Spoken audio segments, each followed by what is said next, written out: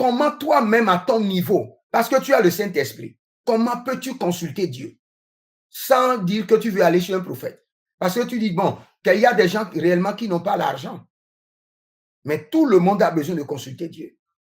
C'est pourquoi je vous enseigne, votre jour prophétique, le jour où vous êtes né, ne mangez pas, restez loin de la télé, des réseaux sociaux, du sexe et posez des questions au Saint-Esprit dans le jeûne. Le Saint-Esprit va vous répondre. Très tôt le matin, il va vous répondre. Au milieu de la nuit, il va vous répondre. Et surveillez autour de vous. Tout message est déjà la réponse. Les messages qui vont venir dans la saison de consécration, ce sont des réponses. Analysez-les et le Seigneur va vous parler.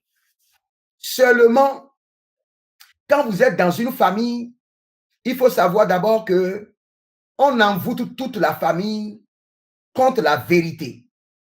C'est ça, hein? On scelle l'esprit de ceux qui sont dans la famille pour ne jamais accéder au mystère de la famille. C'est ce qu'on fait.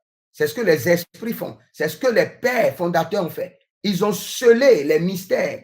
Ils ont scellé les cœurs, voilé les esprits des membres de la famille.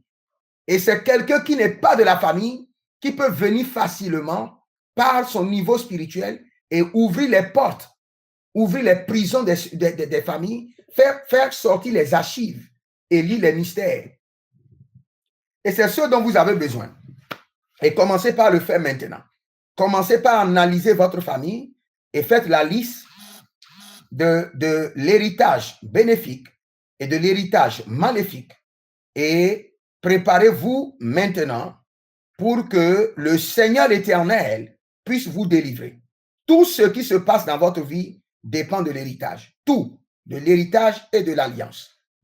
Et vous devez comprendre. Et je vous en prie, même si vous ne comprenez pas pour votre père, ne créez pas d'alliance et d'héritage maléfique à vos enfants.